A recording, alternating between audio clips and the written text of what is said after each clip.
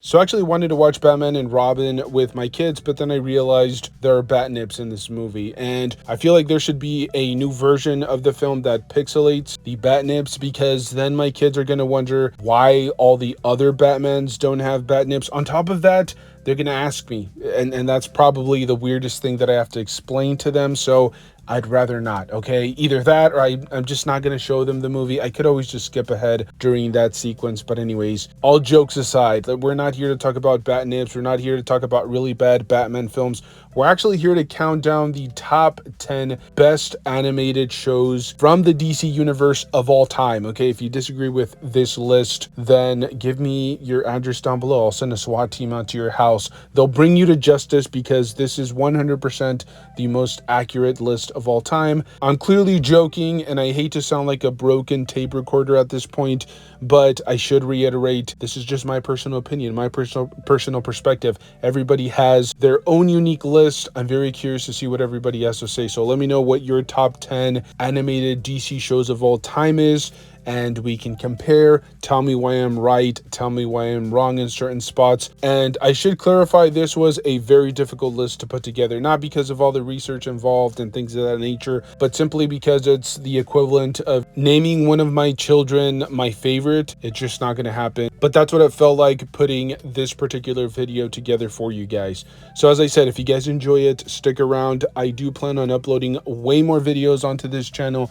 It's been neglected long enough. I'm coming back around. I'm giving it some love. So without further ado, let's get straight into it with number 10, where we have the Harley Quinn animated series that started way back in 2019. I know this show is 6 years old at this point. It feels like very fresh. It feels very new, very innovative. And talk about a show that really pushed boundaries. It was very bloody, it was very gory, and it had a ton of adult humor. It was basically made for adults, but it was a great animated series. It was, I think, ahead of its time, to be honest with you guys. And as time has gone by, as more and more episodes have released, I think people have really grown to appreciate the series more. You have Kaylee Cuoco playing Harley Quinn, and it's kind of weird that she voiced Harley Quinn later in life, where it feels like she was essentially born to voice Harley Quinn. She did an absolutely phenomenal job, and I think DC fans will forever just think of her as Harley Quinn, even though she has had some great memorable moments or great memorable roles throughout her life. For example, she was Penny on The Big Bang Theory. You have the amazing Lake Bell voicing Poison Ivy, Christopher Maloney as Commissioner Gordon, Jim Rash as the Riddler. And in case you guys did not know, Jason Alexander is actually a voice actor on this show, and he honestly is one of my favorite actors of all time. I grew up watching Seinfeld. I can recite entire episodes, and to see Jason Alexander kind of making that transition into voice acting later in life is just phenomenal. I wish he would get more opportunities in some live action productions, whether that's in live action television shows or in Hollywood in general, but it's just nice to hear his voice. It's nice to see some performances from him, and hopefully we see him voice more characters in the DC universe. I know a lot of people may have some problems with me putting Harley Quinn in at number 10, because it is such a fresh new show and people would expect more classics on today's list, but it's a great show. It's a brand new take on the DC universe, and if you haven't checked it out, I highly suggest you tune in and at least watch a couple of episodes, because you will definitely not be disappointed. At the 9th spot, we have Young Justice from 2010. This is essentially a series where a bunch of characters are like trying to prove themselves in the grander superhero landscape, and it's just kind of a very intriguing show. It kind of deals a lot with morality and very difficult decisions that superheroes and people in power have to make, which is not something that animated shows usually dive into, and that's truly what sets it apart. Now, if you guys noticed, the show actually did run from 2010 all the way to about 2022. So if you guys are wondering exactly why that is, it's because the show was on hiatus for quite an extended period of time. The show was continuously hitting a lot of speed bumps, and there were stretches where you would have to wait about 3 years in between seasons. So I think in the long run, maybe perhaps a lot of longtime viewers just decided to quit on the show, or they lost interest in it, and that's essentially why I think it lost steam towards the end. On top of that, there's a reason the show is in the 9th spot. Even though overall it is a phenomenal show, it does have some weak points and it's very unbalanced. Like season 1 and 2 are absolute masterpieces, and then once you reach the 3rd season, it gets a little bit weird. They kind of lost their way a little bit, and it's definitely frustrating if you started watching it from episode 1. But you have some absolutely fantastic voice actors here. You have Nolan North, who is actually Nathan Drake on the Uncharted video game franchise, and he's had a number of other great roles. He was actually voicing Connor Kent for this particular show. You have Jesse McCartney as Dick Grayson. You have Bruce Greenwood voicing Bruce Wayne, which is really interesting because if you guys haven't really paid attention to Greenwood, he actually has had multiple different voice acting roles within the animated universe. He was actually Batman for the animated film Under the Red Hood, so he's kind of a veteran. He's been around. He's had some great roles in the DC animated universe. Troy Baker also had a role in this show, and he is also one of those seasoned veterans that has had multiple different appearances within the DC animated universe. I will say, if you were watching this show as it was coming out, it was very frustrating. It was somewhat difficult to keep track of it just because it felt like news was changing almost on a weekly basis. Sometimes you just didn't know exactly when to expect the next season. And then, as I mentioned, once season 3 rolled around, even though you were finally getting new episodes, a lot of people were very disappointed, and the following just kind of withered towards the end. But this is still a great show overall. There are some episodes that are very weak, but I don't think it takes away from the overall experience. It's really diving into some of the younger characters in the DC universe and kind of exploring what it takes to be a legitimate, like, full-time superhero. And I think that's something that usually you don't see in DC animated movies. It was kind of a brand new, fresh take, and for that reason, it is on today's top 10 list. At number 8, we have Green Lantern from 2011. And no, we're not talking about the Ryan Reynolds Green Lantern. We're actually talking about the animated series, which only had a grand total, or only ran from about 2011 to 2013. It's really sad. It's only about like 26 episodes long. And it does feature some pretty good voice actors that have actually been around the business for quite some time. They don't have like any big heavy hitter projects, but they did have some voice acting in some like legitimately big video games or shows or movies. You have Josh Keaton as Hal Jordan. He's had some really good roles through the years. For example, he was just on the new Marvel Rivals video game, and he actually voiced Iron Man. He also had some voice acting in Arcane, Across the Spider-Verse, Midnight Suns, the video game. Again, no major roles per se, but he's always in like a lot of these bigger projects. You have Kevin Michael Richardson as Kilowog. He had some voice acting performances in like amazing shows like Invincible, The Simpsons, Grimmsburg, and even Futurama. Then you also have Jason Spizek as Razor. He has also had some very notable roles in, for example, Doom Eternal, the video game, Spider-Man 2, the PlayStation 5 video game, Arcane, Gears of War Tactics, and he was also the voice actor for the Joker on the newest animated film Batman Hush. You also have Jonathan Adams as Atrocitus. He's also been a part of the DC animated universe for quite some time. He had roles in Reign of Superman, also Death of Superman, and then he did have some voice acting in the Ultimate Spider-Man animated show. And look, this isn't going to be on a lot of people's top 10 list for a number of different reasons. I think the animated stylings were really off-putting to a lot of people. They're not very intricate. They're not like extremely well designed. It's kind of a very simplistic style, a very simplistic tone. and as I said, it kind of turned a lot of people away. But this is a animated film with some great witty dialogue, a lot of character development, and honestly, I'm kind of happy that there is a Green Lantern animated series out there, because for the longest time, the Green Lantern Corps as a whole was very disrespected. I mean, unless you read comic books, not very many people were familiar with him until the Ryan Reynolds live action film came along, and honestly, that didn't do anything good for the Green Lantern universe. If anything, it kind of sunk them deeper into the ground, and we saw even less projects in the future. But we just recently got Nathan Fillion as Guy Gardner, who is a Green Lantern in the latest Superman film. So I think the Green Lantern Corps is kind of making a slow little turnaround, and it's nice to see, animated projects like this. Even if this is at this point, like 14, 15 years old, I definitely feel like it's worth a try. As I said, don't let the weird animation or the simplistic stylings put you off. This is definitely something that you need to get into a little bit.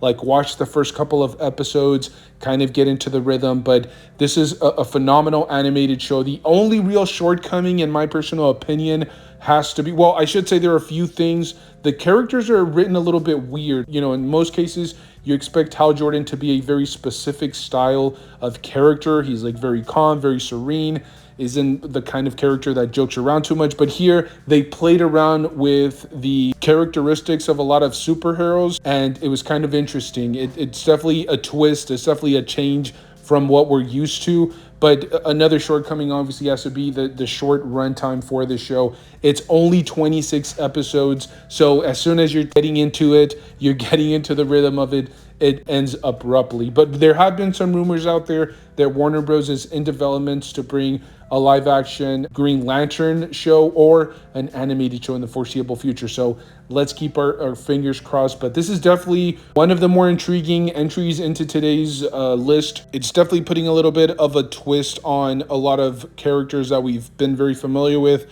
and I genuinely appreciate it. It's definitely one of those shows that if you're trying to get into the DC universe or the DC animated universe, it's definitely something that you have to watch for sure. Next up, we have the Superman animated series from 1996, where we have the amazing Tim Daly voicing Superman, and he is basically a mainstay in the animated series at this point. He's been a part of some amazing projects. For example, he voiced Superman in Justice League Doom, which is quite easily one of the best animated movies from the DC universe, and then he also voiced Superman in Public Enemies. You also have Dana Delaney having yet another great animated DC property under her belt. She voices Lois Lane here, but she also has had some very great iconic roles. For example, she was Lois Lane in the Flashpoint film. She also voiced Andrea from The Mask of the Phantasm, which in my personal opinion is the best DC animated film of all time. We actually did mention her in our previous video many times. If you are familiar with DC animation, then you've clearly heard her name on more than one occasion. You have David Kaufman as Jimmy Olsen. He was also a voice actor in Justice League Doom, Green Lantern, Emerald Knights. Not to mention, he was also a voice actor in the video game Ultimate, or Marvel's Ultimate Alliance. You have Clancy Brown as Lex Luthor, and if that name sounds familiar, it's because he voices Mr. Krabs on a lot of SpongeBob projects, amongst many other voice acting gigs in his career. Brad Garrett also voices a few characters here, and if you guys have ever watched the show Everybody Loves Raymond, then you're already familiar with who he is. He's had actually some pretty good, memorable voice acting performances aside from just Everybody Loves Raymond. Now, this particular animated series sometimes gets forgotten about because it's snuggled in between two great eras in the DC animated universe. You have anything from the late 80s leading up to the 90s, where we had some great animated movies and shows, and then headed into the early 2000s, where you also have some great animated shows and great animated movies. So sometimes that late 90s era is forgotten, but this is an absolutely star-studded cast with some great classic storylines that honestly don't fatigue you, right? Because you're used to watching Superman in these scenarios, you're used to seeing his stories play out a very specific way. but this never gets old. It never gets boring. It always keeps it fresh, even though at this point this show is well over or heading into its 30-year anniversary. Next up, we have the Justice League from 2001. It's one of the most iconic, at least one of the most iconic animated series of all time, not just from the DC universe, but if you grew up around that time frame, you're very familiar with the series. You have Michael Rosenbaum as the Flash, and he's actually become somewhat of a mainstay in the DC universe. Not only did he play Lex Luthor in the live-action Smallville series, which, by the way, absolutely phenomenal series, but he's also done a lot of voice acting within the DC universe since then. He was also a voice actor, for example, on Justice League Doom, which is also a phenomenal animated movie. You have George Newbern as Superman, and he is also a very well-known voice actor. He's been doing this for quite some time. For example, he also voiced Superman in the Injustice video game franchise, as well as some voice acting credits on Kingdom Hearts. You have the amazing Kevin Conroy as Batman, and I can never speak highly enough about Kevin Conroy and his amazing voice acting as the Batman. He's been on so many different projects. I think we could easily make an entire list just based on some of the best performances from Kevin Conroy. He voiced Batman, for example, in the Injustice universe, in the entire Arkham series, as well as the Killing Joke animated film. And hidden amongst all of the credits, you will find Mark Hamill's name in there. And no, he did not voice the Joker. He actually voiced Solomon Grundy. And yes, most people will know him as a force-wielding Jedi, but actually later in life, later in his career, he has done some amazing work as one of the best DC voice actors of all time. And then you have Susan Eisenberg as Wonder Woman. She has also had some great roles as Wonder Woman, not just on this particular series. She also voiced Wonder Woman, for example, on Justice League Doom, as well as the Injustice video game franchise. It's a phenomenal and absolutely breathtaking animated series. And I have to say, one of the things that really stuck out to me has to be how they gave some of the minor characters that aren't really featured in comic books, that you don't really get action figures manufactured based on these characters, but they are featured in this particular series. They get very important roles, and they get some backstory, which is something that you don't usually get. You usually expect some very thorough background stories on, for example, Batman or Wonder Woman, Superman, and like Hal Jordan and all of the core members from the Green Lantern universe.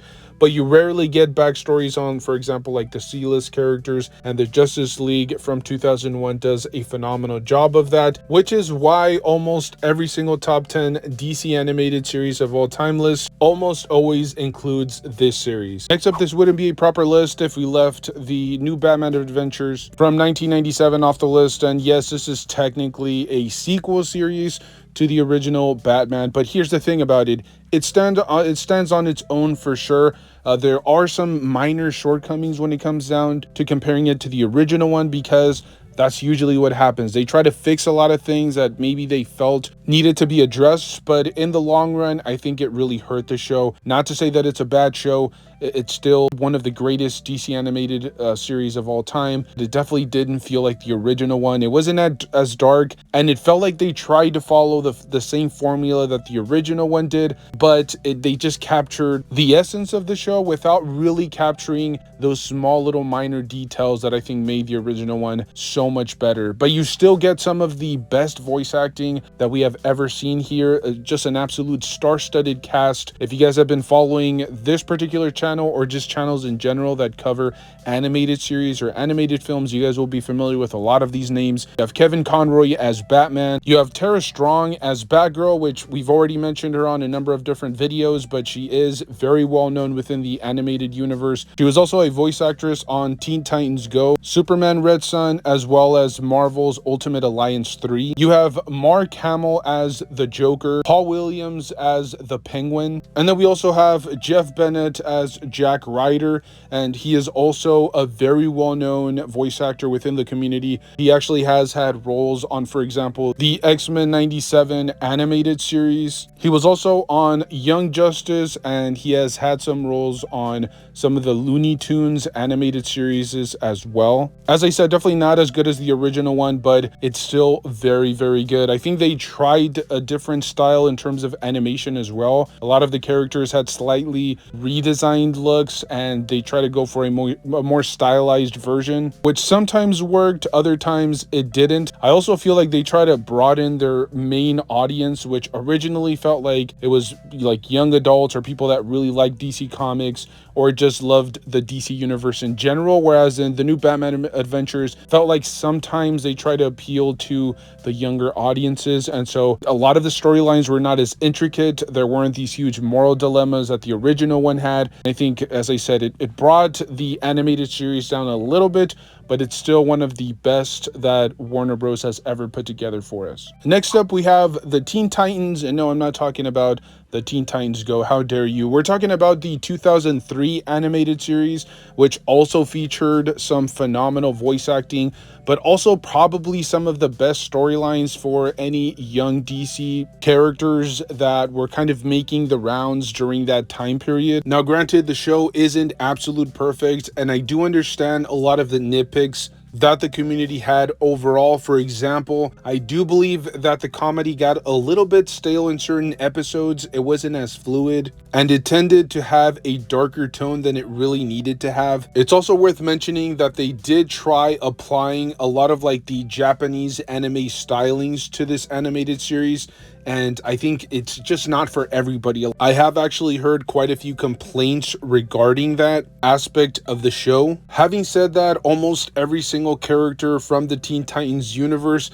is very well developed. They all have their intricate story arcs, which makes the viewers connect with each individual character that much more. The show also tends to deal with a lot of heavy, complex drama, but it's also well balanced. It doesn't just dive into the darkness, it also gives a little bit of humor from time to time. Even though this is an animated series, you can definitely feel a lot of chemistry between each individual character as well as the voice actors. They just riff off of each other extremely well here. Now, as I mentioned previously, it's easy for the viewers to connect to the characters, and I think a lot of it has to do with the fact that they all make some questionable gray choices in the end.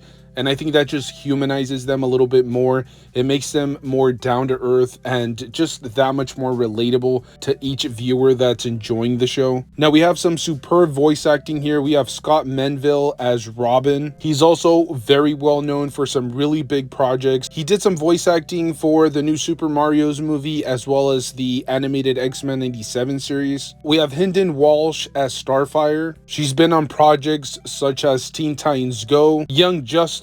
She was also on Justice League Apocalypse, where she actually voiced Harley Quinn. We also have Greg Cipes as Beast Boy, and he's also had a plethora of different projects under his belt. He was on Young Justice and was actually featured in the Fast and the Furious franchise, but he is probably best known for being Michelangelo in the 2012 TMNT animated series. We also have Tara Strong as Raven, Ron Perlman as Slade, Ashley Johnson as Tara, and if that name sounds familiar, it's because she would actually go on to voice Ellie from the Last of Us video game franchise, which is probably one of the most critically acclaimed video games of all time. We also have Will Wheaton as Aqualad, and then the great John DiMaggio as Brother Blood. Now, as I said, this is definitely a very divisive show because of its stylings, because of its influence from the Japanese anime at the time, which was just completely taking over.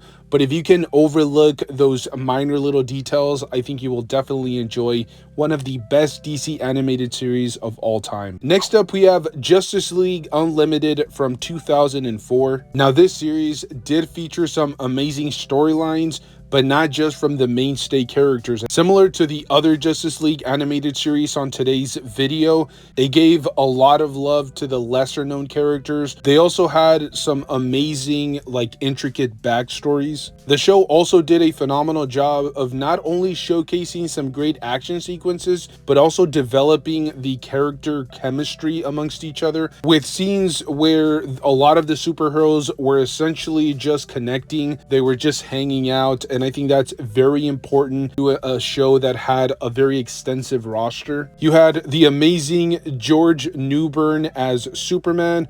You had Kevin Conroy as Batman. You had Susan Eisenberg as Wonder Woman, Michael Rosenbaum as The Flash, Clancy Brown as Lex Luthor, and Nicole Tom as Supergirl. So if you guys want something that has some great original storytelling and some phenomenal twists, I think this is definitely an animated series that you have to check out. Next up, we have Batman Beyond from 1999. This show kind of showcased something very intriguing. It was something that I don't think a lot of people or a lot of creators had done at the time, which was essentially pass on the mantle of Batman to a brand new character. It was almost unheard of. It was very dangerous at the time because people just always thought of Batman as Bruce Wayne, but in this particular case, we have Terry McGinnis kind of taking over the role, while Bruce Wayne kind of teaches him the ropes and oversees his development. The series was always very edgy and innovative without really compromising the purity of what Batman has always represented. The action sequences were always very well put together. They were very stylized.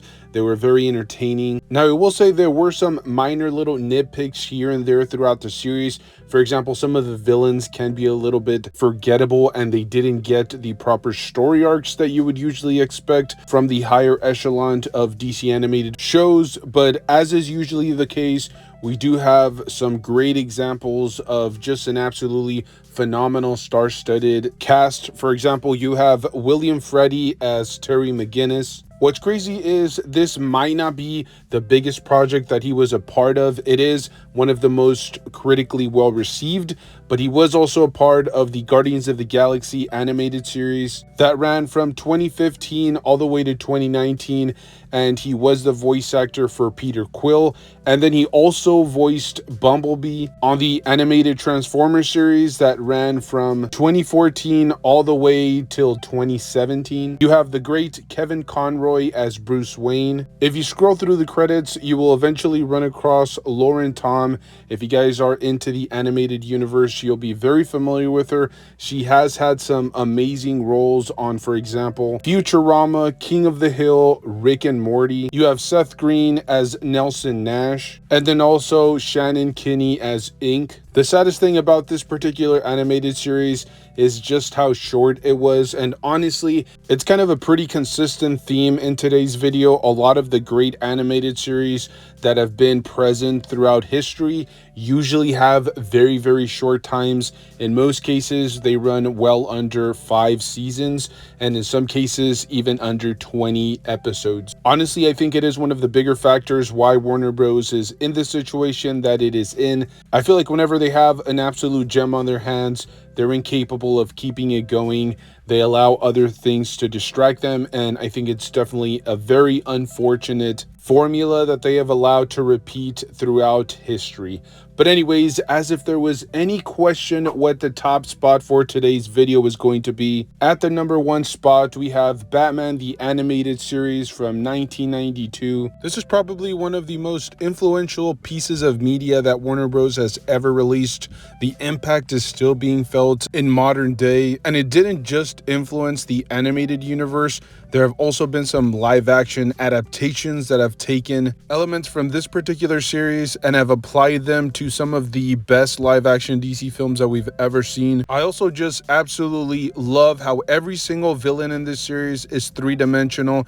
They all get a little bit of a brief backstory. We understand their reasoning, even if we don't necessarily agree with it. We kind of see the story play out from their perspective through certain sequences, and that definitely wasn't something that we usually saw from animated series back in the day. And look, we all know that Batman has an extensive array of combat skills skills, but in this series, they do a great job of showcasing his full capabilities as the Batman.